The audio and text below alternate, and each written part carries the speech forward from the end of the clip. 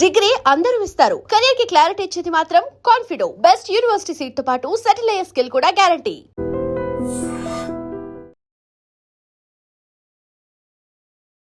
నమస్తే రమగారు. నమస్తే జయ. రమగారు, healthy periods equal to healthy pregnancy కదా, రెండిటికి లింకప్ అయ్యే ఉంటుంది కదా. రెండిటి విషయంలో చాలా జాగ్రత్తలు తీసుకోవాలి. పిల్లలకి చెప్తూ ఉంటాం, ఎట్లానో పెద్దవాళ్ళు ఉంటాం కాబట్టి పీరియడ్ అనేసరికి ఎంత జాగ్రత్తలు తీసుకుంటున్నా కూడా బయట మనం తింటున్న ఫుడ్ కానీ, వాతావరణం కానీ, పెస్టిసైడ్సే కానీ అన్నిటి ప్రభావం, వీటన్నిటికీ మించి చిన్నపిల్లల దగ్గర నుంచి స్ట్రెస్ లెవెల్స్ కూడా, వీటన్నిటి ప్రభావం పీరియడ్స్ మీద, ఆ తర్వాత వచ్చే ప్రెగ్నెన్సీ మీద ఆటోమేటిక్గా వచ్చేస్తుంది. ఏదో అంటారు చూడండి, సూక్ష్మంలో మోక్షం అన్నట్టుగా ఎంతో కొంత జాగ్రత్త తీసుకుంటే కాస్త అయినా బెటర్గా ఉంటుందేమో అని అనుకోవాలంటే ఎలాంటి జాగ్రత్తలు తీసుకోవాలి? ఇంకొక విషయం, మనకి ఐవీఎఫ్ ఇలాంటివి మనకి తెలియదు రమ్మగారు. అవును కదా, ఇదివరకు లేదు, ఉందేమో, అంత ప్రచారంలో కూడా లేదు, అంత అవసరం కూడా లేదు. ఇప్పుడు అసలు వెరీ కామన్ అయిపోయింది. అయిందా ప్రెగ్నెన్సీ లేదా, లేకుంటే వెంటనే ఐవీఎఫ్ కి పరుగులు పెట్టేస్తున్నారు. న్యాచురల్ గా జరగాల్సిన దానికి కూడా ఎక్కువ హైరాణ పడి మరీ తెచ్చుకోవాల్సిన పరిస్థితి వచ్చింది కదా. కాస్త ఏదైనా మనం జాగ్రత్తలు తీసుకుంటే ఎలా ఉంటుందంటారు? బాగుంటుంది. కొంచెం ఎర్లీ మ్యారేజ్ మొదటిది, తర్వాత ఏమో సుదీర్ఘ ప్లానింగ్, 8 ఏళ్ళు పెళ్ళైన 8 ఏళ్ళకి 10 ఏళ్ళకి కాకుండా కాస్త తొందరగా కన్సీవ్ అయ్యే ప్లాను. దీంట్లో ఒకటి ఉంటుంది జయ, ఇప్పుడు పెళ్ళైన కొత్తల్లో కన్సీవ్ అయితే, కొత్తలో అయితే ఏడాది లోపు అయితే బాగా కొంచెం ఎక్కువ క్లోజ్ రిలేషన్ ఉంటుంది, అప్పుడే పెళ్ళవుతుంది. కాబట్టి ఈ 8 ఏళ్ళకి 10 ఏళ్ళకి ప్లాన్ చేసినప్పుడు వైఫ్ అండ్ హస్బెండ్ మధ్య అంత ఫ్రీక్వెంట్ ఫిజికల్ రిలేషన్ ఉండే అవకాశం కూడా ఒక రవ్వ తగ్గిపోతుంది. రకరకాల పనులు, కెరీర్లలో బిజీగా ఉంటారు. కరెక్ట్గా ఓవ్యులేషన్ చూసి మేటింగ్ ఇలాంటి ప్లాన్స్ వచ్చేస్తాయి. అప్పుడు ఒక అవుతుంది అవ్వదు, సక్సెస్ అవుతుందా లేదా అనేది ప్రతి నెల వీళ్ళకి క్వశ్చన్గానే ఉంటుంది. ఇందులో సహజత్వం లేదు చూడు, దానంతటా అది అయిపోవటం, ఒక తెలియకుండానే జరిగిపోవటం అనేది ఇప్పుడు తక్కువగా ఉంటుంది.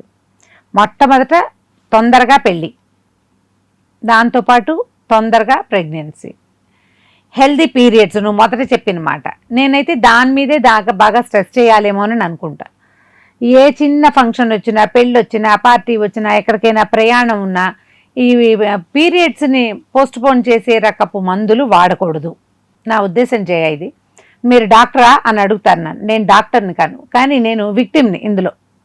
ఈ పీరియడ్స్ ఇవి చేయటం కోసం, కాస్త పోస్ట్పోన్ చేసుకోవటం కోసం ట్యాబ్లెట్స్ ఏవి వాడినా మీరు గమనించండి, సైకిల్స్ డిస్టర్బ్ అయిపోతాయి. సంవత్సరం డిస్టర్బ్ అయింది చేయ, నాకు 1 ఇయర్ పట్టింది మళ్ళీ నార్మల్ రావడానికి, నార్మల్సీకి రావడానికి. నేను ప్రతి వాళ్ళని ప్రశ్నిస్తాను జయ, పీరియడ్స్ రాకుండా మాత్రలు వేసుకున్న వాళ్ళల్లో 90% సైకిల్స్ సెట్ అవ్వడానికి చాలా సమయం పడుతుంది. ఇప్పుడు ఈ సమయం అంతా మన కన్సీవ్ అయ్యే టైంని మనం పాడు చేసుకున్నట్టే కదా. అంతేగా, అవునా? ఇప్పుడు పెళ్ళిళ్ళు అయ్యాక కాదు, ఈ పెళ్లి కాక ముందు కూడా చిన్నపిల్లలకి పీరియడ్స్ ఏమవుతుంది, ఆ పెళ్ళు, ఆ ఫంక్షన్, ఆ పూజ ఎట్టని చెప్తే కొంప మునక గడిది గుడ్డు ఏమవుతాయి. అవును, మళ్ళీ రాదా ఈ పండగ? ఈ సంవత్సరం వచ్చిన పండగ వచ్చే ఏడాది రాదు. మన జీవితం ఎండైపోతుందా, కలియుగాంతం అయిపోతుందా? అవదు. కానీ ప్రతి దానికి ఇవి వాడించేస్తారు. డాక్టర్లని ఆడ మాట్లాడాల్సిన పని లేకుండా కౌంటర్ టాప్ దొరికేస్తాయి అవి. ఈ దొరికేసినవి వేసేసుకుని ఎంతసేపు వేసుకుని, ఇది ఒకటి. రెండోది, దీనివల్ల ఏమైంది, పీరియడ్స్ అంతా అస్తవ్యస్తంగా అయిపోతాయి. ఈ పీరియడ్స్లోనే బాగా తిరిగి స్ట్రెస్ అవుట్ అయిపోయి ప్రయాణాలు చేసేసి అత్యవసరమైతే ఇక తప్పదనుకో. అవును, పీరియడ్ని హెల్దీగా తీసుకెళ్ళండి. మీరు రెగ్యులర్గా ఒకటే టైంకి వచ్చి ఒకటే టైంకి స్ట్రెడ్ అయిపోయి మొత్తం మీరు హాయిగా ఉంటే తర్వాత ప్రెగ్నెన్సీ చాలా ఈజీగా వస్తుందని నేను నమ్ముతాను. పాత రోజుల్లో అట్లా కనపడేది, ఇప్పుడు అట్లా లేదు. అంటే పీరియడ్స్ అలాగే ఉన్నాయి కదా, ప్రెగ్నెన్సీలు అలాగే ఉన్నాయి కదా. ఏం మారింది? మన పద్ధతులు మారినాయి. వాటిని కాస్త పాత పద్ధతిలోకి వెళ్ళండి అనేగా చెప్తున్నాము. బ్యాక్ టు రూట్స్ అంతే. ఆ కాస్త విధానాన్ని మార్చితే కొంత బెటర్గా ఉండడానికి అవకాశం ఉంది. ఒకవేళ పిల్లల్నే కందలుచుకున్నారు అనుకోండి, మీరు ఈ సంవత్సరం ప్లాన్ చేస్తారు. మొన్న ఎవరికో చెప్పా ఇదే ప్లాన్ చేస్తే మొట్టమొదట స్ట్రెస్ 0 చేయండి. ఎంతసేపు అయిందా అని చూడకూడదు, దానికి టైం ఇవ్వండి. మీరు టైం ఇచ్చిన ప్రెగ్నెన్సీ హాయిగా అవుతుంది. మీరు ఇది అవుతుందో లేదో, కన్సీవ్ అవుతామో లేదో అని స్ట్రెస్ అవుట్ అయిపోతారు చూడు, అదంతా కూడా మీ ఫీటస్ మీదే పడుతుంది. ఒకవేళ కన్సీవ్ అయితే ఒకటి, కన్సీవ్ కాలేదనుకో మీ పీరియడ్స్ మీదే పడుతుంది. అవసరమా మనకు అది? అవును, అది అవసరం లేదు, ఇది అవసరం లేదు కదా. అవును. ప్లానింగ్కి 1 సంవత్సరం 8 నెలలైనా సమయం ఇవ్వండి. మీరు అనుకున్న నెలలోనే కన్సీవ్ అవుతాం. ఎవరో చెప్తారు నేను ఇలా అనుకున్నాను అలా అయిపోయాను అని. రేర్గా అవుతుందమ్మా అది. అందరికీ ఎలా సాధ్యమవుతుంది? చాలా రేర్గా అవుతుంది. అక్కడ డెస్టినీ ఉంది కాబట్టి కుదిరింది, అది లేకపోతే కుదరదు. అదంతా మందే ప్రతాపం అనుకుంటారు, మీ ప్రతాపం కాదమ్మా. దయచేసి అది అర్థం చేసుకోండి. మన ప్రతాపాలు ఉండవు ఇందులో. సమయం ఇవ్వండి. ఆరోగ్యాన్ని ఈ లోపల ఒంట్లో జనరల్ హెల్త్ని బాగు చేసుకోండి. ఐరన్ రిచ్ ఫుడ్ తింటాం, కాల్షియం రిచ్ ఫుడ్ తీసుకోవటం, చక్కగా 8 అవర్స్ స్లీప్ సైకిల్స్ బాగుండేలాగా చూసుకోండి. రాత్రిపూట బయటకు వెళ్ళొద్దు, ఎక్కువగా బయట ఏవి తినకండి, ఎక్కువ తినద్దు. బయట ఫుడ్ తినద్దు, టిండ్ ఫుడ్ తినద్దు, ప్యాక్డ్ ఫుడ్ తినద్దు. చక్కగా హోమ్ మేడ్ ఫుడ్ తినండి. మన చుట్టూతా ఉన్న యాంబియన్స్ ప్రశాంతంగా ఉండేలాగా చూసుకోండి. భర్తలతో పోరాడుతూ కన్సీవ్ అవ్వాలని ట్రై చేయకండి అమ్మా. మీ పోరాటం మీ ఒంటి మీద దాని ప్రభావాన్ని చూపిస్తుంది. ఇది ఆలోచించండి. తర్వాత ఇందులో ఇంకొక మాట చెప్పాలి జయ, యాక్చువల్గా ఇది అంత అసందర్భం కాదని అనుకుంటున్నా. ఐపిల్స్ వాడకండి ఏదైనా సందర్భంలో. ఈ ఐపిల్ అనేది పూర్తిగా మీ తాలూకు మెన్స్ట్రువల్ సైకిల్ని, మీ చక్కటి హెల్దీ హార్మోన్స్ని సర్వనాశనం చేసేస్తుంది. Prevention is better than cure. ముందు జాగ్రత్త పడండి, తర్వాత ఏదో వేసుకుని దాన్ని మసిపూసి మారేడుకాయ చేద్దామని అనుకోవద్దు. మీరు చేసేది ఈ మారేడుకాయని మసిపూటలా మీ ఆరోగ్యాన్ని సర్వనాశనం చేసేసుకుంటున్నారు. అదంటూ అసలు ఎందుకు వచ్చిందో ప్రపంచంలోకి నాకు ఎప్పటికీ అర్థం కాదు. దాని గురించి విన్నప్పుడల్లా ఎవరి దగ్గర విన్నా నాకు అదే అనిపిస్తుంది. ఎందుకు ఇలాంటివి కనిపెడతారు?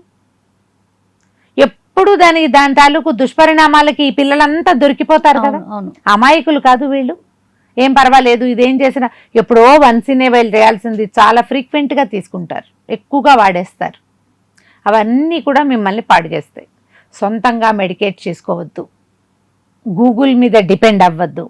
ఓన్లీ గైనకాలజిస్ట్ అంతే, సర్టిఫైడ్ డాక్టర్, బాగా వెల్ ఎస్టాబ్లిష్డ్ హాస్పిటల్స్, అలాంటి చోటకే వెళ్ళండి. మీకు ఏ సమస్య వచ్చినా సొంతంగా హ్యాండిల్ చేయొద్దు. మీ ఫ్రెండ్స్ సలహాలు తీసుకోకండి. గూగుల్ని అసలు ఫాలో అవ్వద్దు. గూగుల్ కేవలం కొన్ని ఇన్ఫర్మేషన్స్ తెలుసుకోవడానికి మాత్రమే, కానీ అది డాక్టర్ కాదు.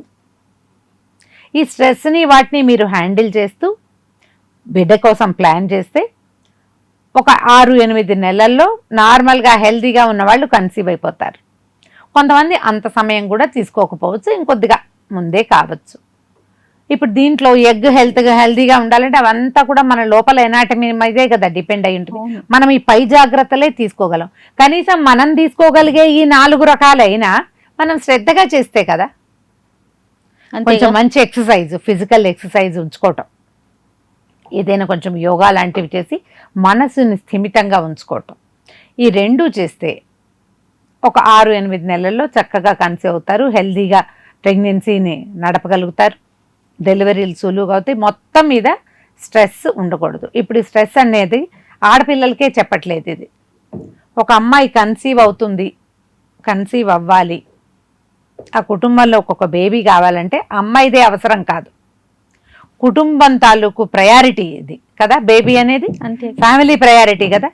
మరి ఈ ఫ్యామిలీలో ఉన్న వాళ్ళందరూ కూడా ఆ అమ్మాయిని స్ట్రెస్ లేకుండా ఉంచాలి. మొదట భర్త, తర్వాత ఇన్లాస్, తర్వాత పేరెంట్స్. మీ అందరి బాధ్యత కదా ఇది, కుటుంబ బాధ్యత. ఒక బిడ్డ వస్తే ఆ పిల్లే ఉంచుకుంటారు, అది దాని బొమ్మ కాదు కదా, అదే కుటుంబం కోసం కదా. ఫ్యామిలీలో కూడా ఈ అవగాహన ఉండాలి. ఈ సంవత్సరం పిల్లని కనాలని, ఓ బిడ్డను కనాలని ఒక అమ్మాయి అనుకుంటే భర్త అమ్మాయి కలిసి కదా ప్లాన్ చేసుకుంటారు. అమ్మాయి స్ట్రెస్ ఫ్రీగా ఉండాలంటే మగవాళ్ళు ఎంత సహకరించాలి?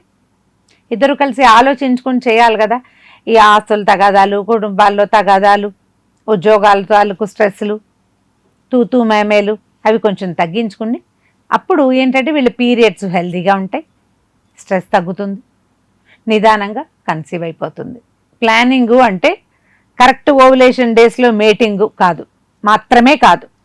దీని పూర్వాపరాలు చాలా ఉన్నాయి, వాటి మీద ఆలోచించండి. ఇప్పుడు ఎవరెవరో వీడియోలు చూడడం, వాళ్ళెవరో అట్లా చేసాం ఇట్లా చేసాం ఏదో చెప్తారు. మీ పరిస్థితిని బట్టి కదా మీ ప్లానింగ్, అవును. మీ ఇంట్లో పరిస్థితులు, మీ ఆరోగ్య స్థితి. ఒకవేళ మీరు హెల్తీగా లేరు, ఎనిమిక్గా ఉన్నారు, వీక్గా ఉంటారు, తరచుగా అలసిపోతారు, ముందు డాక్టర్ దగ్గరికి వెళ్ళి నేను ఈ సమయంలో కన్సీవ్ అవ్వాలనుకుంటున్నాను, ఇది సేఫేనా, నేను ఏం వేసుకోవాలి, ఏం తినాలి అని చక్కగా ఒక ప్లాన్ తీసుకుని ప్లాన్ ప్రకారం వర్కౌట్ చేయొచ్చు. ఇలా ఆలోచించండి. తప్పకుండా. ఒక హెల్దీ ప్రెగ్నెన్సీకి దారి తీస్తే ఇవన్నీ ఆలోచనలు కూడా సరిగ్గా ప్లాన్ చేసుకోండి. తప్పకుండా రమ్మగారు. నమస్తే. నమస్తే G. And for more videos, Please subscribe to iDream. Please subscribe to iDream. Please subscribe iDream. And please subscribe to iDream. For more videos, subscribe to iDream. please like, share and subscribe to the channel. Congratulations, iDream. Subscribe to iDream. Subscribe to iDream. So subscribe to iDream Media. iDream ki iDream team andarki huge congratulations. Please subscribe iDream Media. Please subscribe to iDream. Subscribe iDream. Please subscribe to iDream.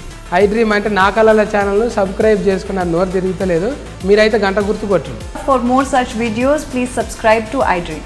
Subscribe to iDream. Please subscribe to iDream. Please subscribe iDream Media. Please do subscribe to iDream. Please subscribe to iDream Media. For best entertainment and information, please subscribe iDream. And don't forget to subscribe to iDream.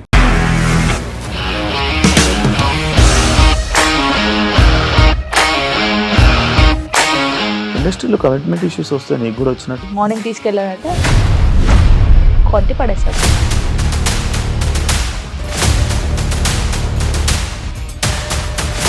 ఒక్కళ్ళు కూడా చూడలేదు ఈ cinema అని చెప్పడానికి కూడా చాలా ధైర్యం కావాలి. అది నిజం కదా, దాంట్లో ధైర్యం ఏంటి? ఇది నెక్స్ట్ డే ప్లేట్ మార్చేస్తే తప్పు కదా. As of now, we are comfortable this అని నేను అనుకుంటున్నాను. రష్మిక గారిది మీది ఒకే ఊరంట కదా? నీకు కోపం వచ్చిందంటే బాగా తిట్టేత్తరా? తిట్టేద్దామండి.